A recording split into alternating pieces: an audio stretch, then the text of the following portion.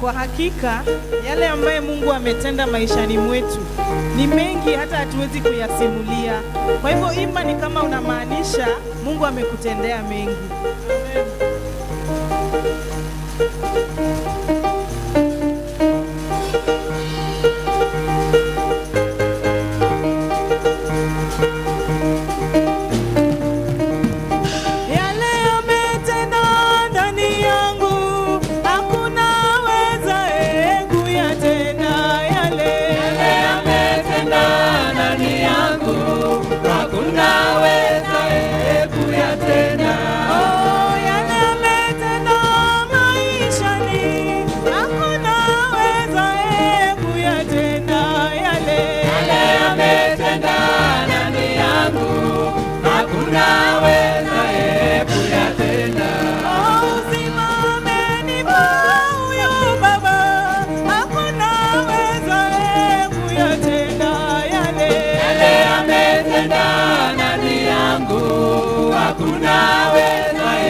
Kuyatenda.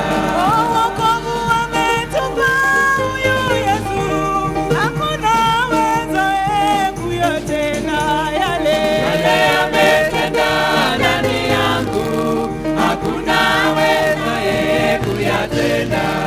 Baraka mimi na maishani, hakuna awezaye kuyatenda yale. Yale ametenda ndani yangu, hakuna awezaye kuyatenda.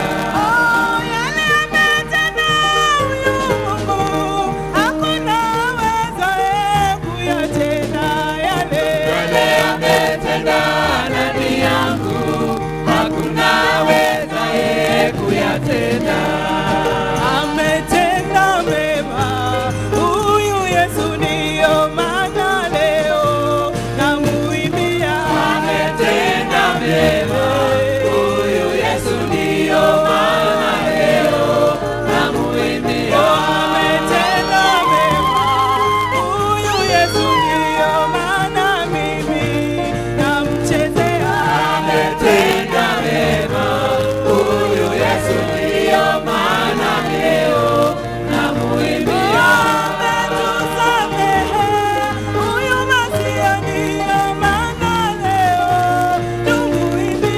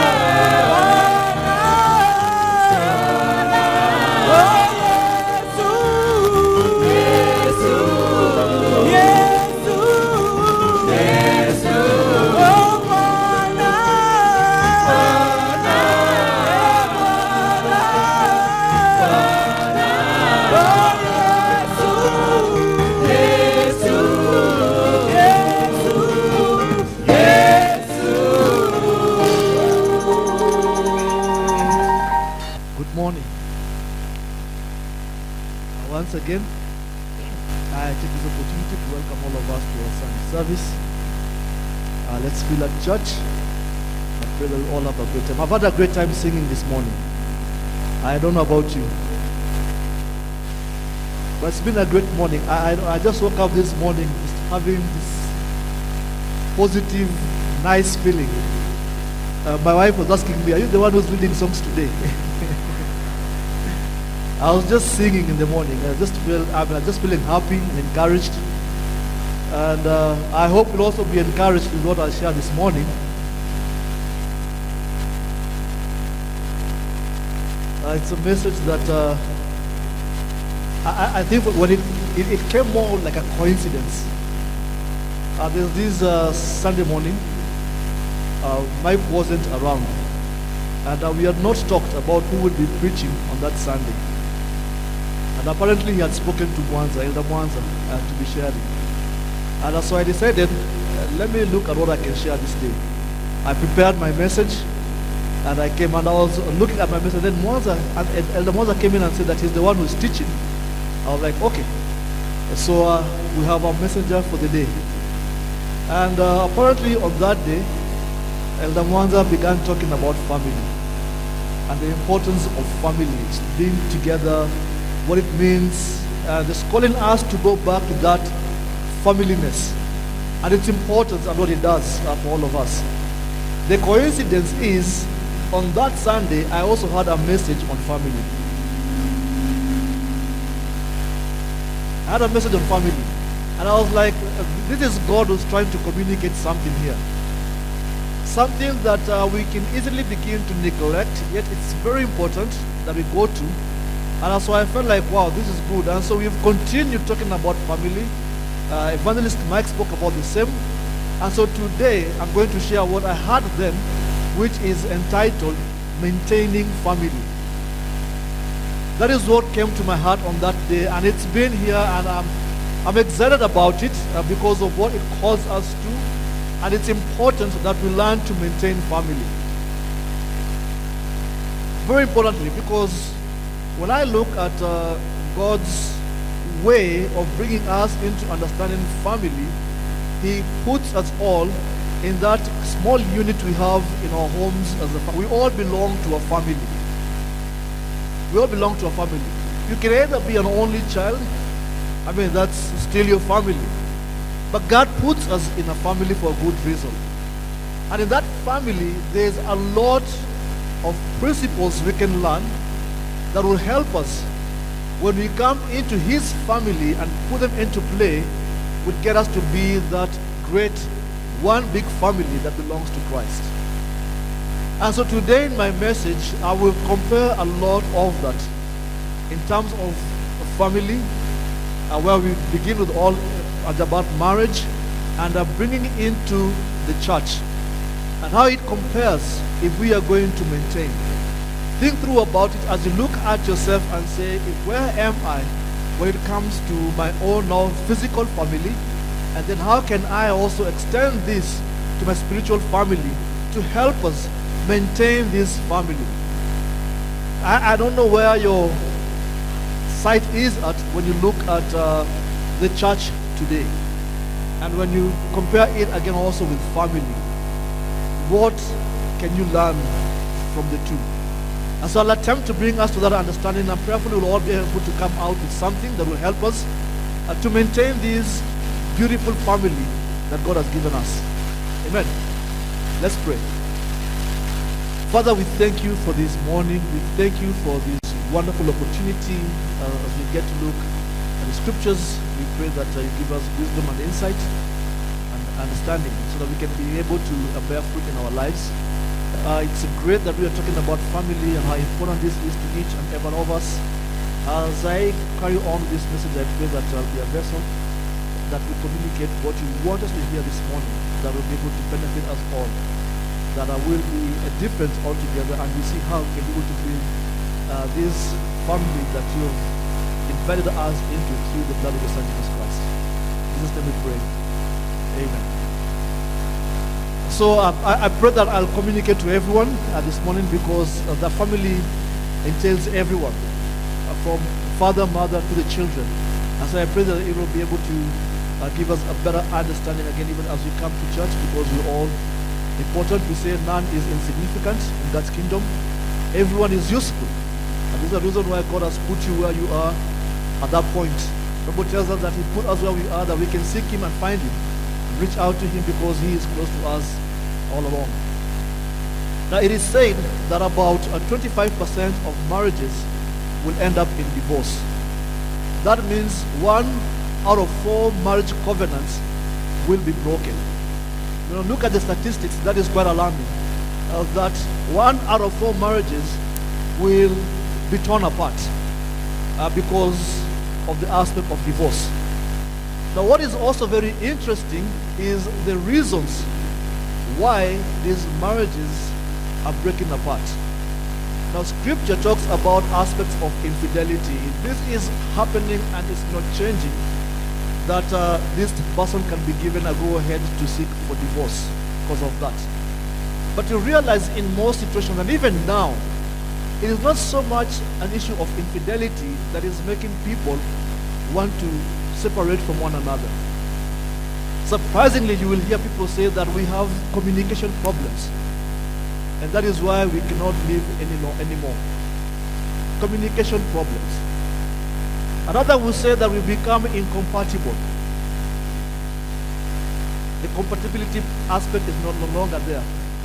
At one time I had gone to a wedding, and it was more like a pre-wedding actually, and the preacher man who was invited to come and share was talking about how at times we say that we want to look into that aspect of compatibility. It's more like I want somebody who is just like me. And he was saying that can be a very tricky position to be in, to find someone who is just like you to be together with you. God gives us different people. I am not the same as my wife is, which is a very huge plus.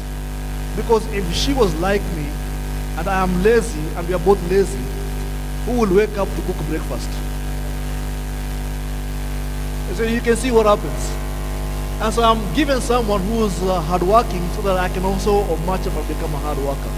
If I am slow, then I also give her that tuache haraka haraka tukuje pole pole saa zingine. You know, there's that aspect in life that helps us balance and enjoy life even much more. Some are spontaneous, some are not. I might be a disorganized person. I used to be one of those ones. If I'm traveling, I have my car, my luggage and all this stuff, clothes, I'll just put them in the boot and we go. My wife will want them to be organized. Itakunjwa iweke kusanduku iweke vizuri tukuje kwa gari tuende. But also that you bring everything and just dump them in the boot and we go. It's different for people. That's a good thing because it brings even excitement and joy in the marriage, where you can actually have those things you can talk about, laugh about, build each other and continue. But when you say that we are not longer incompatible, giving me reasons to want to divorce, it doesn't make sense. Others will even complain about changed lifestyle desires. So because our lifestyle desires have changed, you're no longer having the same desire that I had, then we can divorce.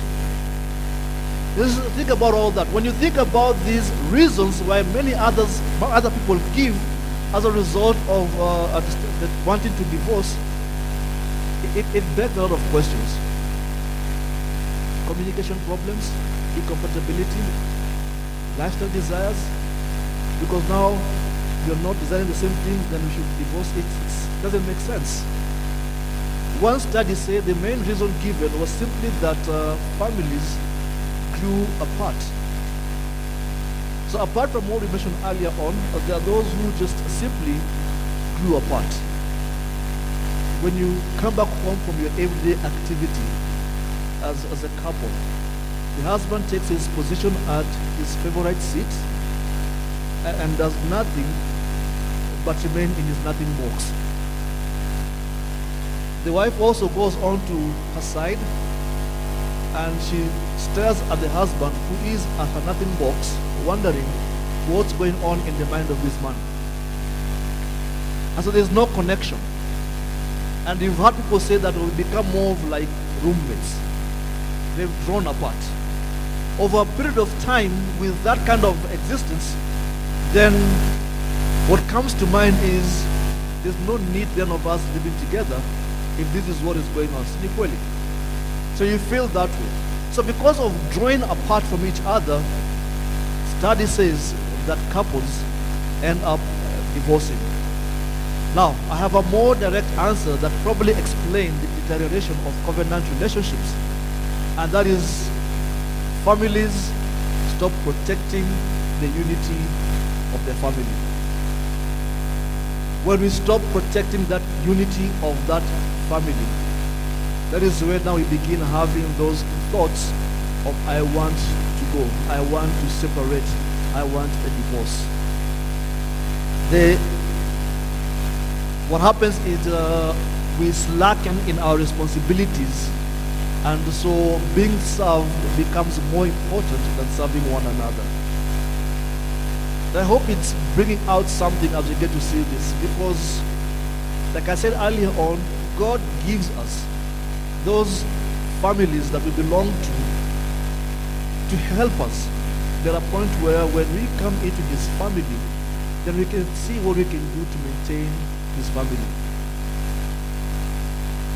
If I ask, what are some of the things that we can do to maintain our biological families? The family that I belong to. What are some of the things that I can do to maintain it? If there's a communication problem, what do? I find for a solution and see how we can bring in now communication to take place. If there is the issues of incompatibility, then how can we bring in compatibility? How can we bring about reconnection and the excitement of being together? So you look at all these things and you say, if we can work towards resolving these matters and issues that are arising, then when we come to God's larger family, because I want to believe it all plays the same. At one point or another, you will feel like, nowadays there's no communication, good communication at church. We're not communicating well. Now, is that reason for me to walk out of church? We are not being this or that way.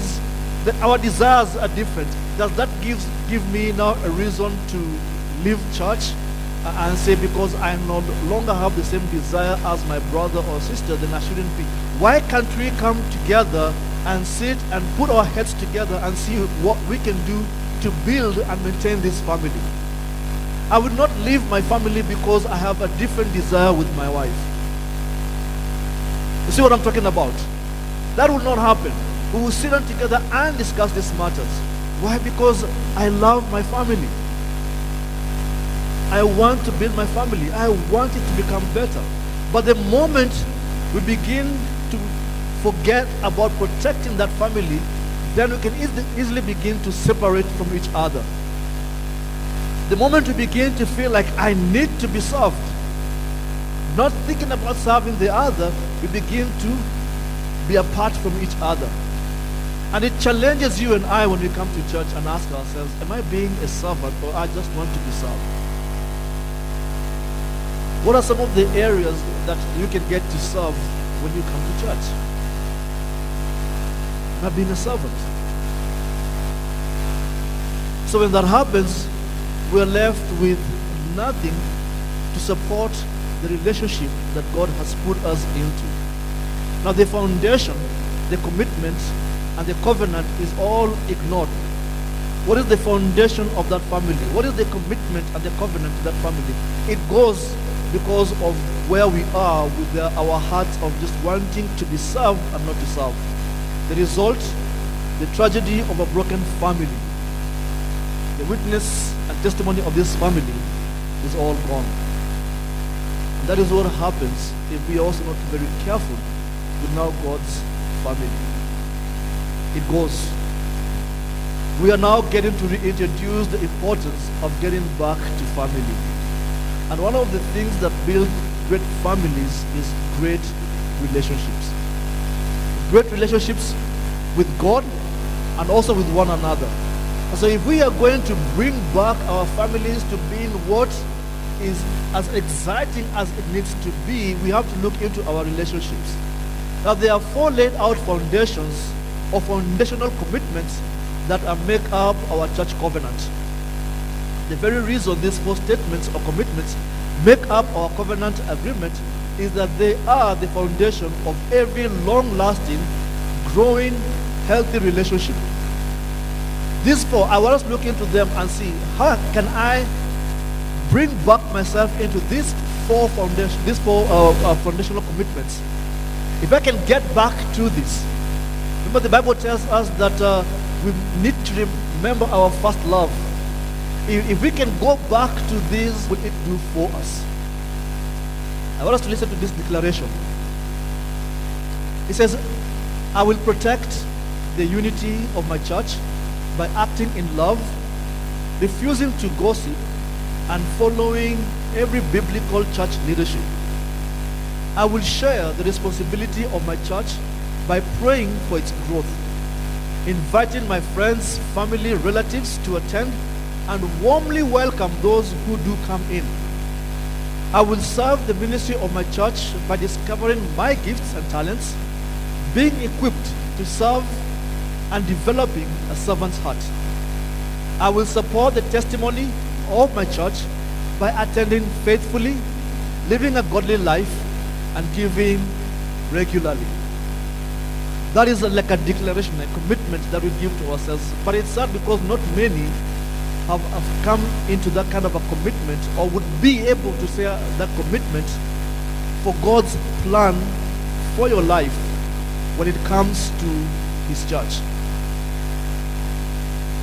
When I look back at where we all started and going back the days, or even think about your days of baptism, how was it?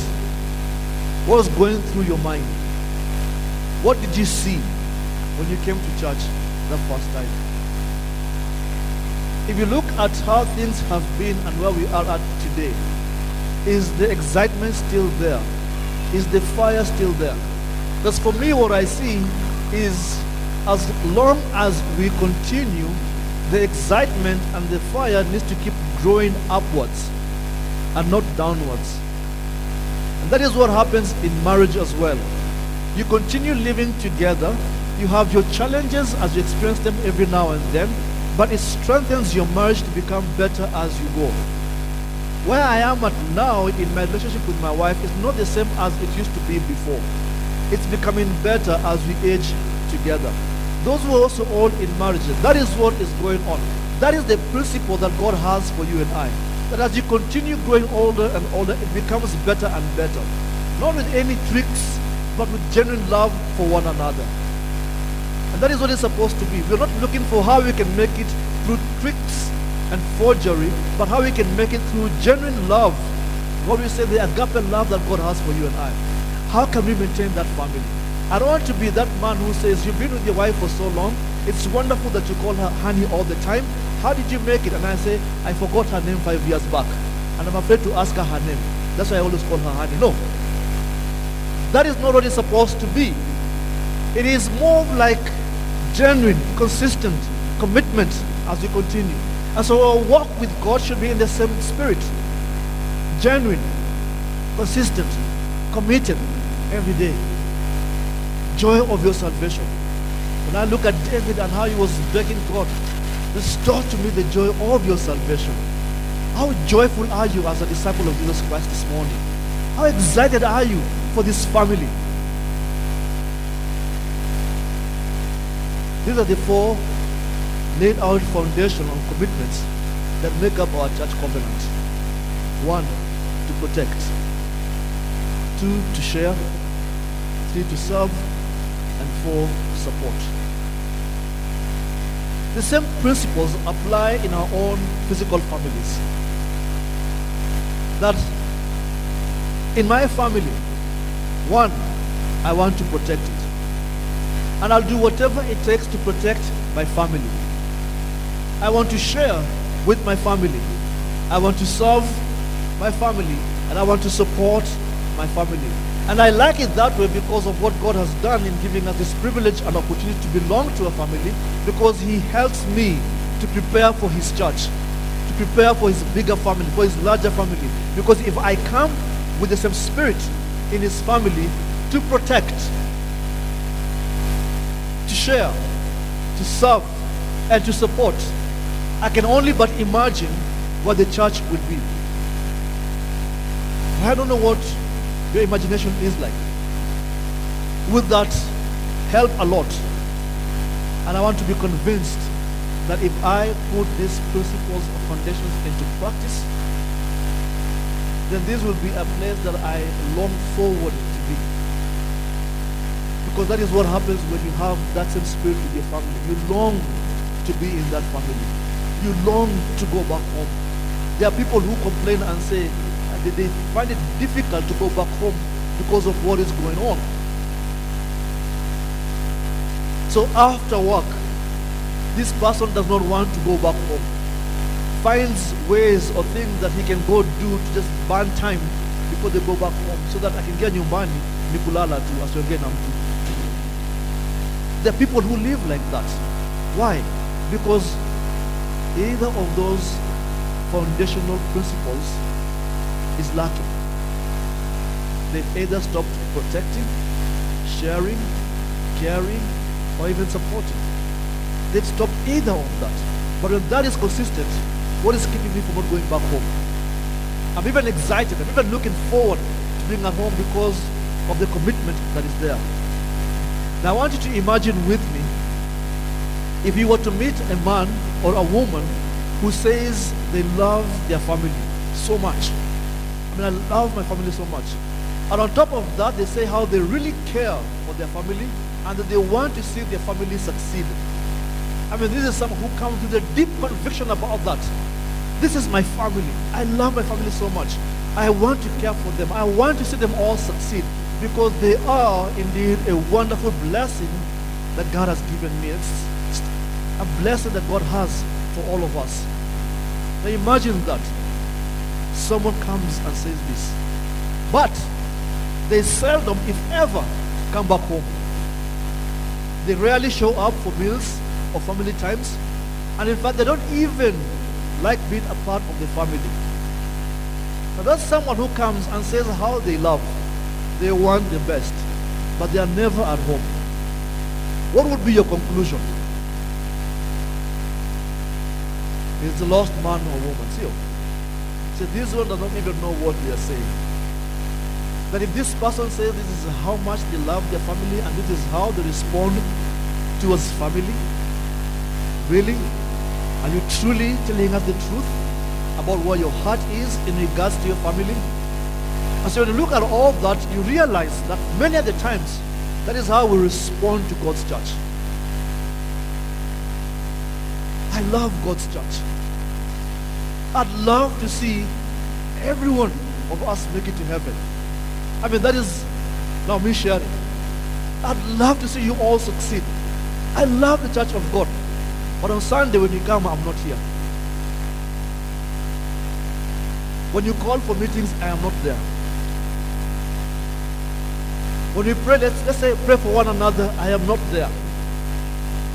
I seldom show concern. Would that communicate a person who really, really wants to see God's family advance? It doesn't make sense.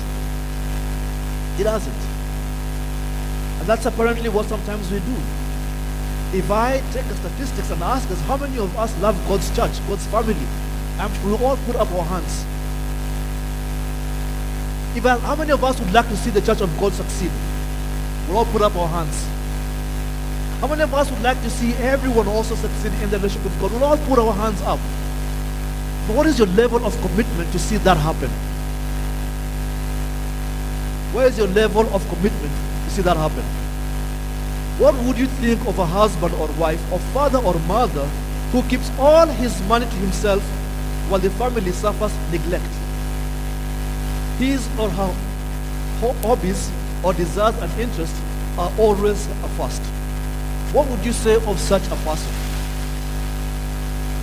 This is a father, this is a mother who keeps all his money or her money to himself while the family suffers.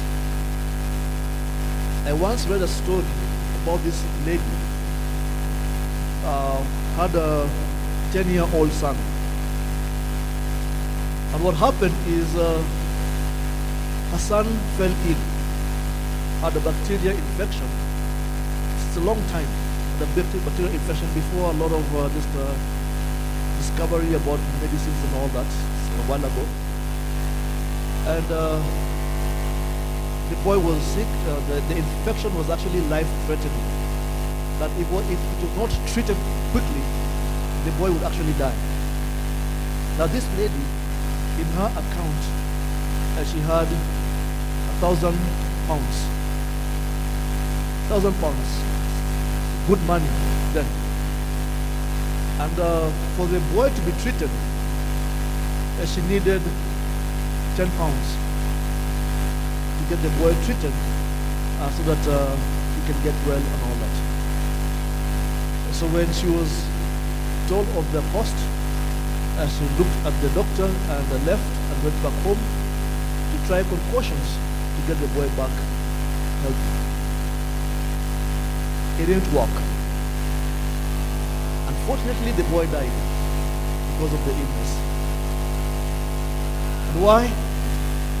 Because this lady would not go to the bank and withdraw from her 1,000 pounds, 10 pounds to get his 10-year-old son treated. Now we are parents. We have our children also with us. What would you say of such a person? With 1,000 pounds in the account, but could not withdraw 10 pounds to get his child treated. Now the boy is dead. What happens with your $1,000 or 1,000 pounds in your account? Already what you're thinking, many of us will even be angered towards this woman. We'll say all kinds of stuff towards this woman. And why they could not take care of their children, of their child. But not forgetting, you see, these are things, like I say, these are the lessons that we keep learning from our families. God is teaching us valuable lessons within our family setup, that when we come into his larger family, we can be able to put into practice that which enabled us to build well. And the same thing also God calls us. You remember scriptures telling us that we're busy handling our own homes while God's home is left neglected.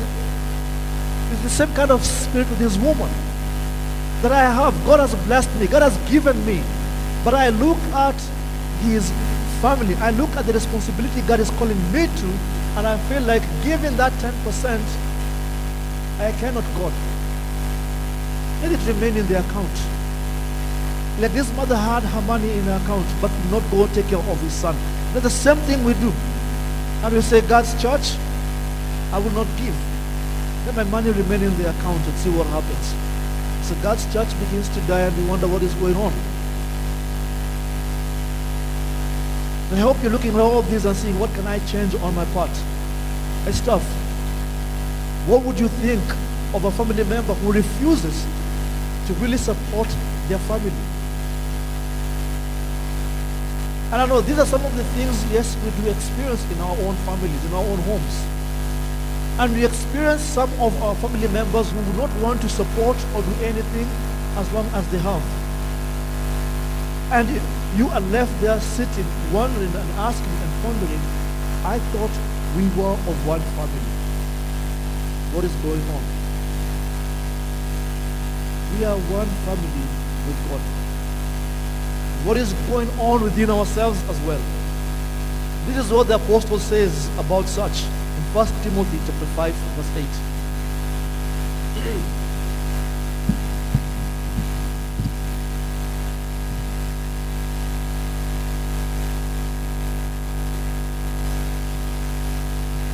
It says, if anyone does not provide for his relatives, and especially for his immediate family, he has denied the faith and is worse than an unbeliever. So that's the conviction. This is what Paul communicates and says, if we do not provide for our relatives, immediate family, we are worse off. Take that as a lesson and help you see then how we can also become when it comes to God's family. When someone refuses to support his or her family, it is one of the most ungodly things they can do. That is what God is looking at. He says this is such an ungodly situation, an ungodly thing that you can do. The fact that I have given you and blessed you, that you cannot even take care of your family, that you can neglect your family. And he puts a disclaimer there and says, you are worse off than any unbeliever. We call ourselves believers. We've seen those who are not believers. We ask ourselves where they are heading to. But because of this neglect, we become worse. Does that convict you? Does that move your heart? So look at all this and you ask yourself, how am I in this family? Now think about it as a church family. How do you suppose a person who is unwillingly or unwilling to generally support their church would be described? A person who seldom, if ever, attends his own church. A person who lives an ungodly life. That means a life that does not reflect God. Or a person who refuses to give the needs of his church. How would you describe that person? Sometimes you don't think about these things. But I want to juggle your minds and begin thinking of such for yourself. How would I think of this person? Ask any other person. If someone is not living with these convictions, what would they say about you? Would they say that he is indeed a true Christian? Or say there's something about this person? Now I want us to understand this, because this is not, or these three factors do not make you as such as a Christian. That the fact that I can be at church, that I can give, that I can do good stuff, those are not the things that make us true Christians. Because we can attend church every day. We can also give. But it is only through a covenant relationship with Christ Jesus that can get us to a place in heaven. It's a genuine relationship with Him. And that is why in most of these things we'll always say, it's not just about what you can give or what you can do, but where your heart is. So you question your heart as well. Where is my heart? Because that is what matters a lot. Am I having a great relationship with Christ? Have I been forgiven of my sins according to the scriptures? Because I don't want to get to a point where you feel like, oh, okay, Sammy today is challenging us to start giving, or challenging us to start loving church and being at church every Sunday, or challenging us to come and serve. We can do all that. I can be good at all that. But what about my relationship with God? What about that? Because it's the same thing as a married man or a married woman who provides everything they can provide for that home, but are never there. What would you say about that relationship? Yes, I pay rent. There's food in the house. Electricity has been paid. What else do you want? Sikila kitu iko. Achana na mimi. Is that a marriage? And so we can do that and say, here I am at church. I've come, I've given. So what else do you want? Your relationship with God also counts a lot. That really matters at all. And so what is it for you? Because when we begin to live that way, without that relationship, our testimony about God's church begins to be diminished. One of the things that I always look back at, the excitement. I was thinking about this and I felt like I wish I had some of those photos where you can like now show of back then in the days of how church was like. I'm not saying that it has gone away, but to some degree you can look in the comparisons and realize there's something amiss. Something is not okay when you talk about family. It's like we no longer look forward to being together. We drag ourselves. We are not urgent in doing stuff. What has happened? How is your testimony today when it comes to the things of God? Is the excitement still there? How many people are we talking to about the things of God? what is happening in our lives? Has our testimony diminished? Hebrews chapter 10 verse 25. Hebrews 10:25. It says, let's see how inventive we can be in encouraging love and helping out, not avoiding worshiping together as some do, but spurring each other on, especially as we see the day of his coming back again is drawing near. I'm reading for the Message version.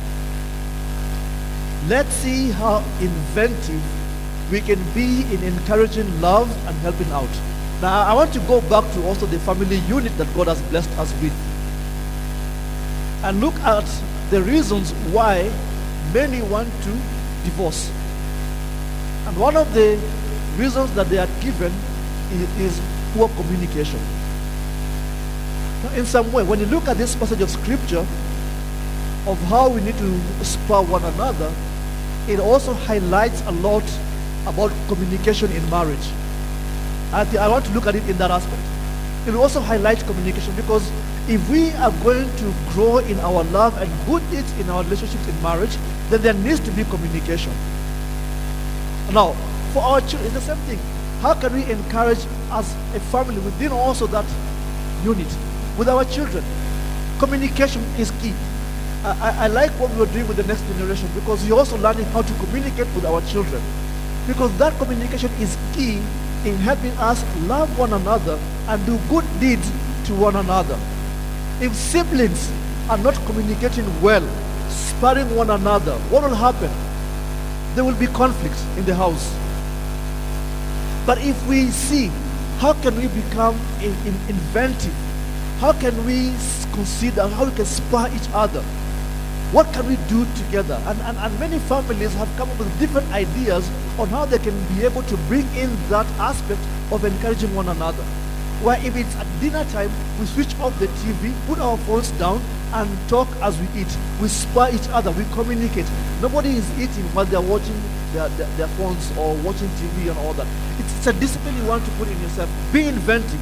What can you do? Well, okay, I can also spend time with my son one-on-one, with my daughter one-on-one, and get to communicate together how we can spur each other towards love and good deeds. That is what God gives us in our families.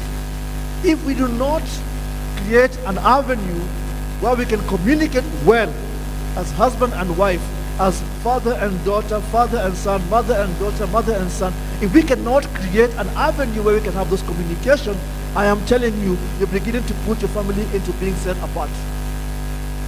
It begins to break from there. And so what happens? Later on you start hearing, well, there's no communication. Why are we living together? God is giving us wonderful instructions here. How can we spur one another? How can we encourage one another?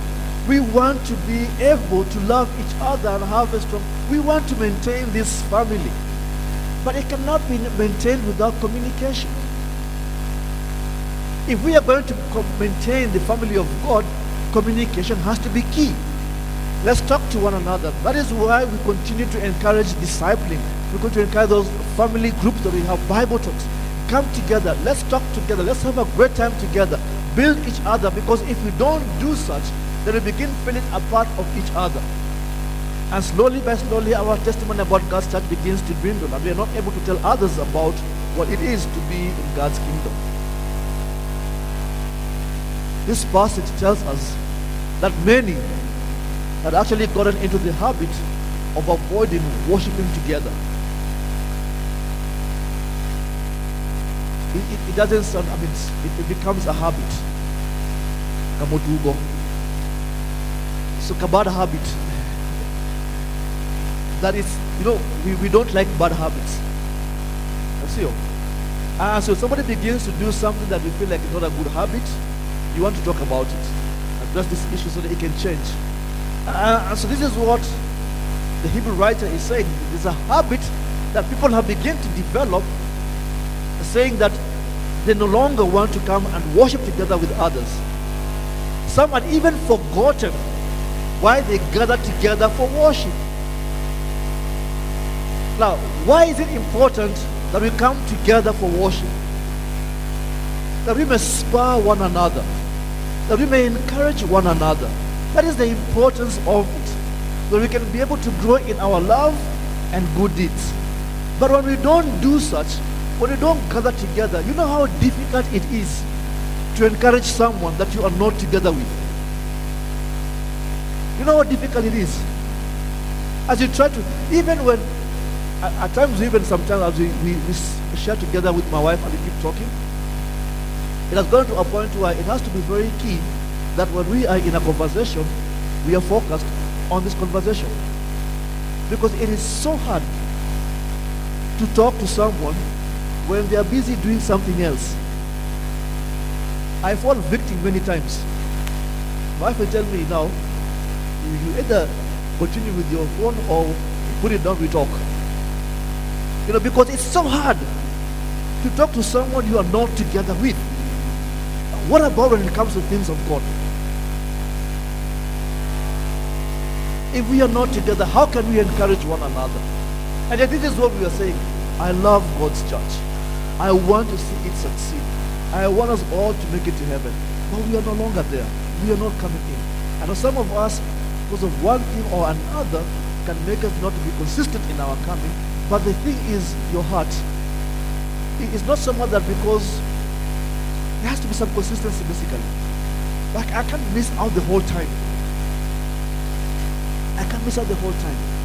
We need to be together to encourage one another. It's very difficult to encourage someone that is not there. We spur one another towards love. You know, one of these days, Jesus will be coming back to take us all to heaven. And all we need is that encouragement that will keep us going. We all face challenges in life. We go through a lot. But the thing is this, even as we go through what we go through in our everyday life, we need someone that we can walk together with. We say we are no island. No one is an island. We need one another. We need one another. I know many of us are going through things in life that if only you had someone you can talk to encourage you, would make a big difference in your life. But when you avoid such, I can imagine missing on this bus that will take us all the way to heaven.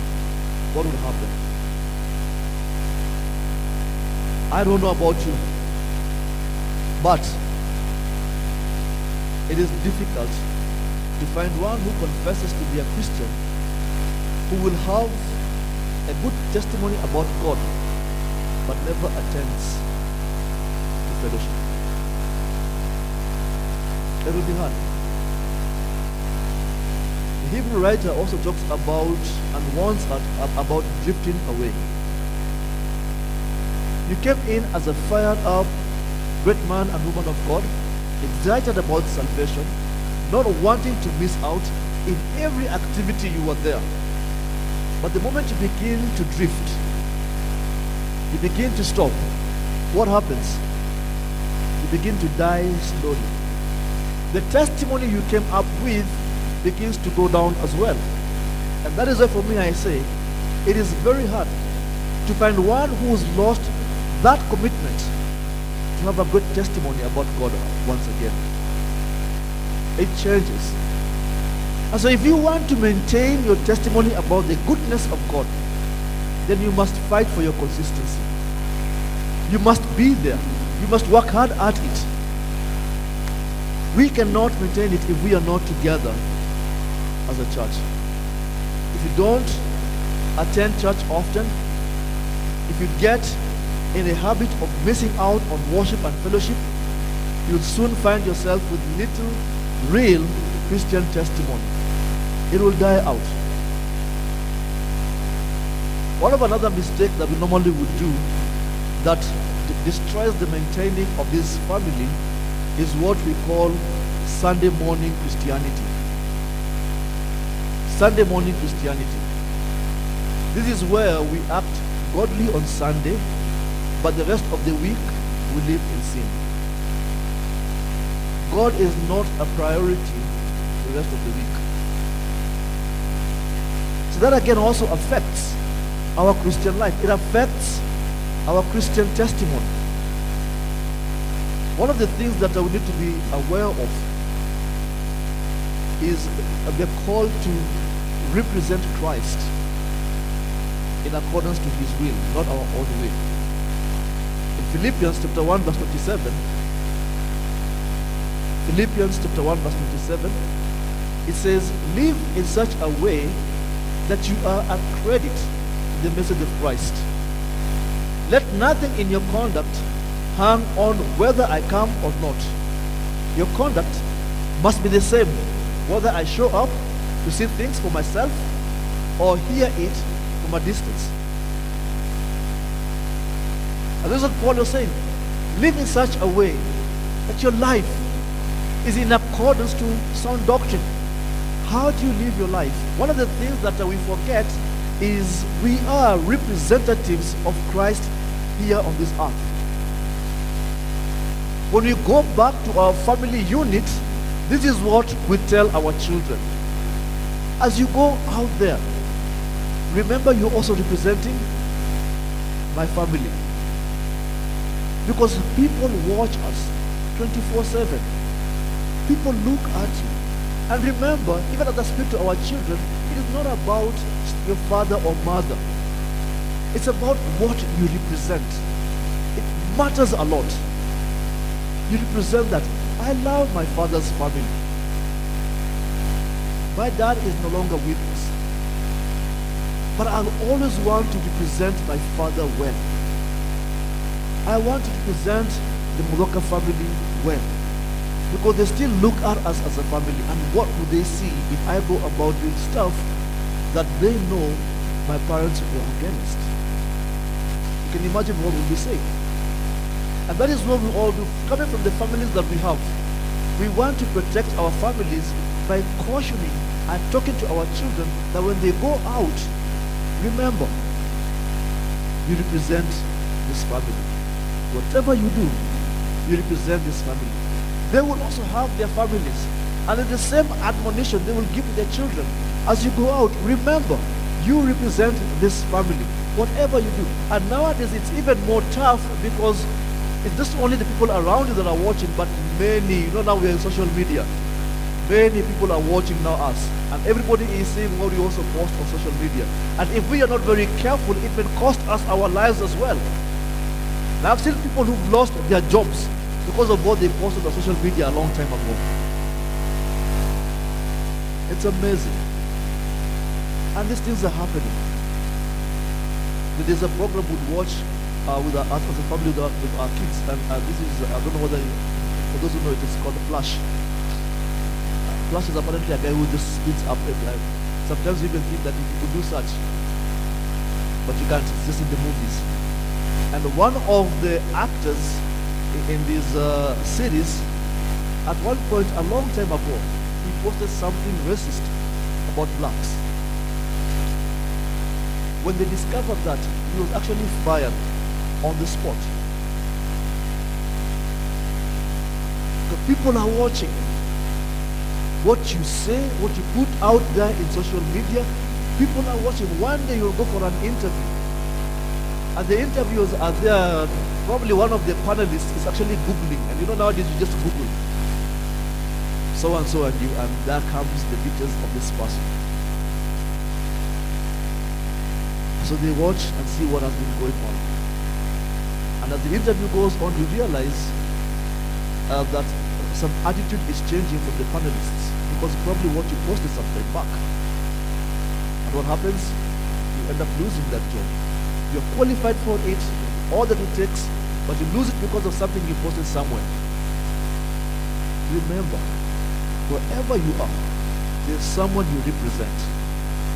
And when it comes to the Church of Christ, we represent Christ. I wouldn't want to be a person who makes someone else to stumble because of my behavior. I wouldn't want someone to look and discredit the Church of Christ because of my actions and activities. I represent Christ. You represent Christ. When someone sees you, do they see Christ in you? We may have our weaknesses, we may have our flaws, but even with that, we can still display the heart of Christ. Because in my weaknesses and in my flaws, I can still come back and say, I am sorry, forgive me. And in that way, Christ is displayed. But we live our lives in such a way. We've been at a point where we no longer care what we do or what we say, and therefore it affects the church of Christ. So somebody says, "Yoni kanisa gani? Fulani pia weda hata kama ndio Kristo wataikana." Is that what people will say when they are referred about you? Whom do you represent? Wherever you go, you represent the church of Christ. You live as one who does so. One final thought is, if we are going to support the testimony of our church, then we also need to give. We've talked about our presence, being a church, which is very important. And they need to be consistent with this. Together, be it in our Bible talks, or be it here at church, certain times, it's important to be present for all this. Talked about just our practice, what we share, what we do, our life, whether we honor Christ in what we do every day. But all of the things that also helps in support of maintaining God's family is from our giving. This is a story that not so many people enjoy hearing, but it's one that we need to, as it is spoken in Scripture. It's a good thing. In 1 Corinthians chapter 16 verse 2, 1 Corinthians 16 verse 2, it says, "On every Lord's day, each of you should put aside some amount of money in relation to what you have earned and save it for this offering." Let us specify a particular person. It says, each of you should put aside some amount of money in relation to what you have earned and save it for this offering. 1 Corinthians 16:2. Leviticus chapter 27 verse 30. Leviticus 27:30 says, "A tenth of the produce of the land, whether grain or fruit, belongs to the Lord, and must be set apart to him as holy." He also puts in holy in there. That tenth is a holy thing. In Matthew chapter 6 verse 21, it says, "What good is faithfulness of presence and practice if we are selfish with our purses?" It's the same. Wherever your treasure is, there your heart and thoughts will be also. These are very conflicting passages of scriptures you can think about. And it calls you and I to support. Remember the 4 foundational principles? Support as one of them. If a father or mother says they care about their family but refuses to provide for them financially, then it communicates otherwise and challenges whether they are good parents. From the story we shared earlier on about this lady with his son who was 10 years and had this amount of money in her account, couldn't withdraw 10 shillings to go, and not 10 shillings, 10 pounds to go and get the son treated. We have different thoughts about this person, and we say this is not definitely a good parent, needs to be talked to be helped to see the need, but now the son is already gone.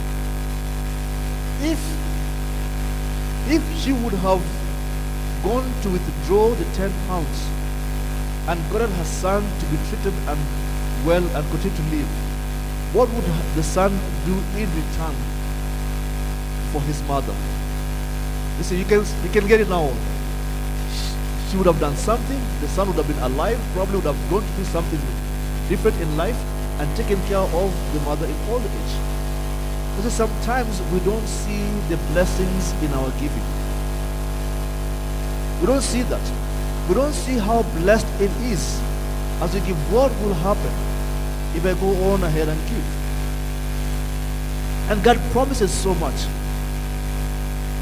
If we are not willing to give, to support this ministry of Christ, are we truly confessing to be true believers of the gospel of Christ. It challenges our testimony there.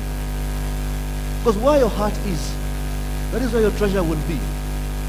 If your heart is here, whatever it takes, I will give in support. I will not hold back. I will give.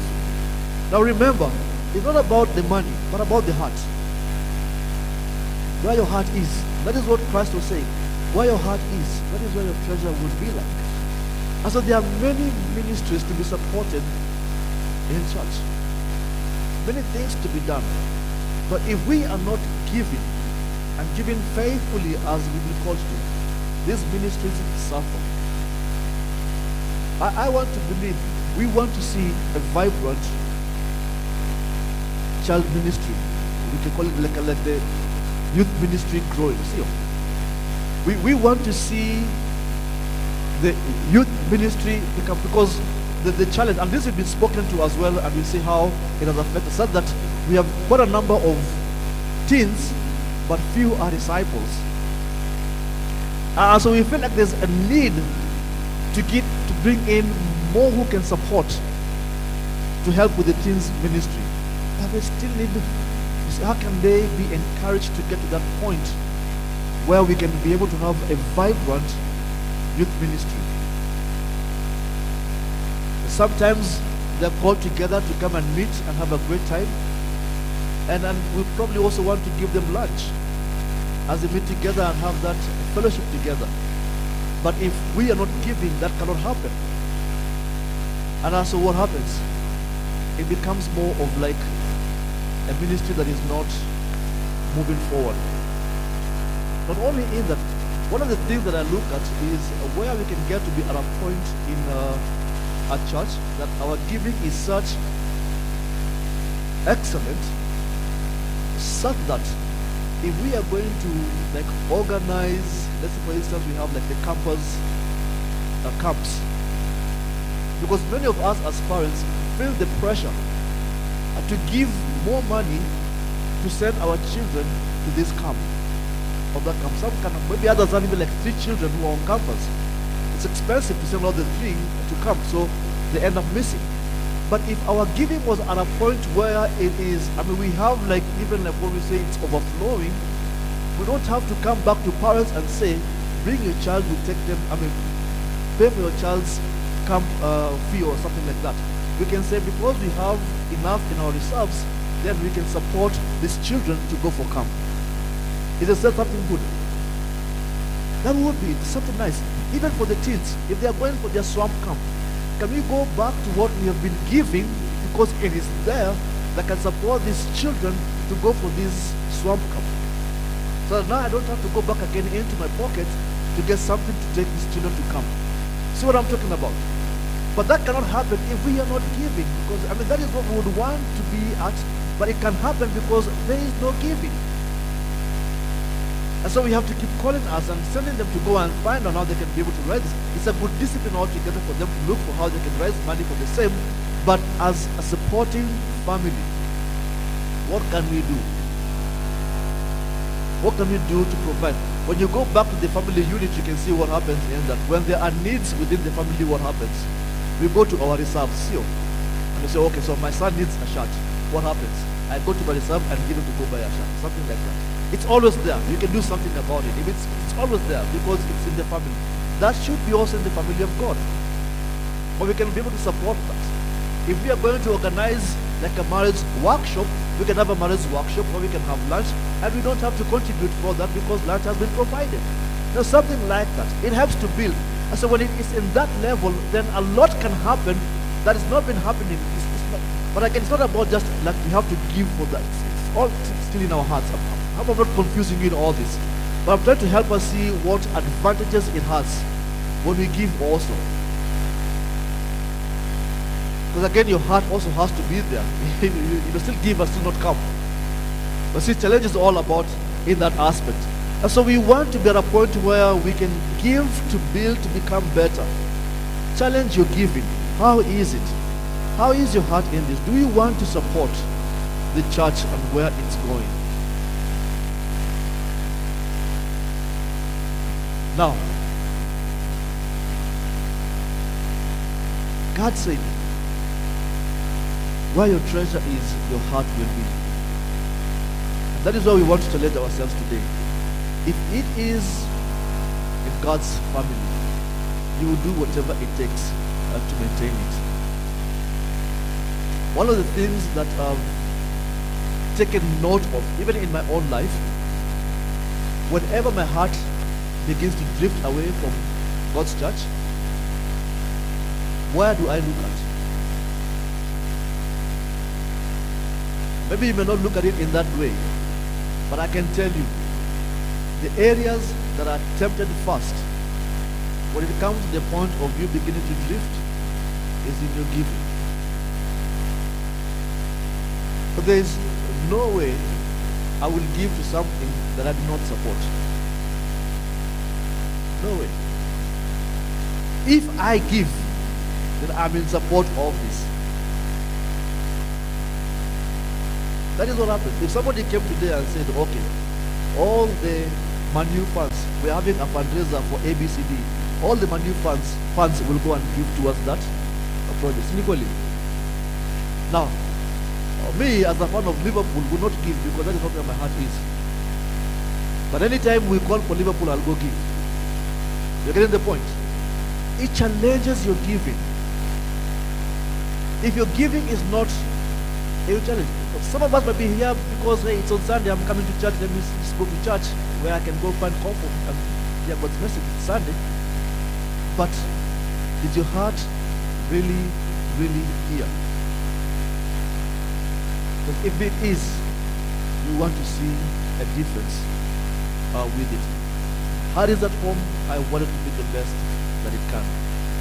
Your testimony is first affected by your feet and your finances. If your finances are where your heart is, you will be there no matter what happens. When we are living right before God, in right relationships with our family and with the church, then we respond to God's call. He calls us to do, we do. He calls us to give, we give. Why? Because my heart is right with Him. And that is what it's supposed to be like. God is calling us to make a difference, to maintain this family. How can it be maintained? It's one of those ones where you look and see how far have I fallen and what can I do to restore this and bring it back to fruition. What can I do differently again? Now, like I said earlier on, the family unit becomes a very good training ground for each and every one of us to see the heart of Christ when it comes to the church. Because when I'm back at home, and they always say charity begins at home.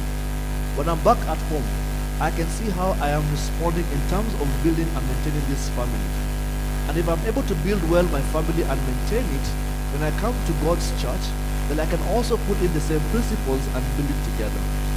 When there is no communication between me and Elder Mwanza, doesn't mean that I need to leave the church and go somewhere else. What I can do is to come together and sit down and create a rapport again, and we begin communicating and building better. That is what we also do in our homes. And not say because we are not talking, let me go away. Let me sit down together and talk and see how we can do it. Create an avenue and an environment that we can have conducive communication. That is what we need to build better.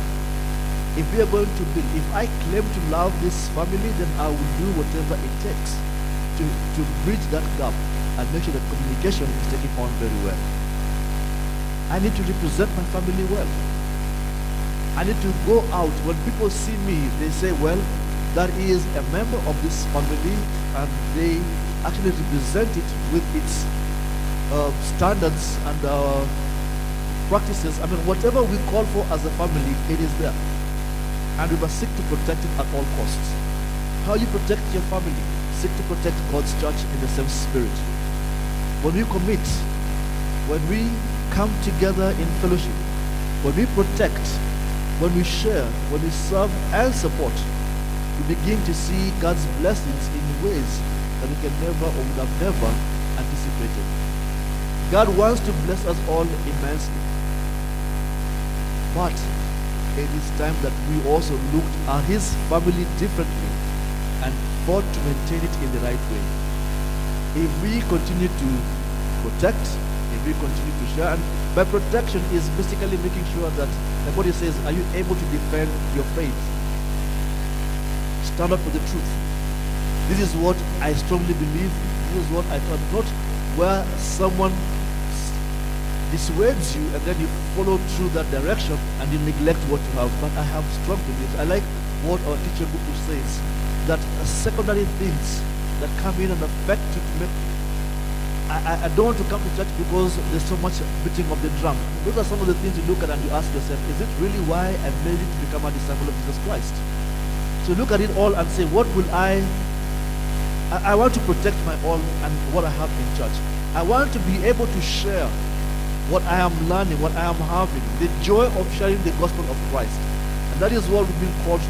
I remember back in the days how the excitement was to go out and share the scriptures with others. And what has happened today, because of the many challenges we face, it kind of dies out. It is time to revive that again and go share God's gospel. Serve one another. Let's serve one another. Encourage one another. Be together. You know how great it is to just see each other together at church. It's an act of service as well. Because I see you, I feel encouraged. And you see another person, you feel encouraged. But do you feel that way? That you can go and even say hi to this person and feel the encouragement of just being together. As opposed to just waiting back and seeing what will they do for me. Nobody has come and said hello to me. And I begin having attitudes. No, stand up. Go serve. Go share with the other person. Let's support. I've made my decision that I will give my best and my all to protect the family of God, to maintain it as He's called me to. I don't know about you. Will you? God bless you.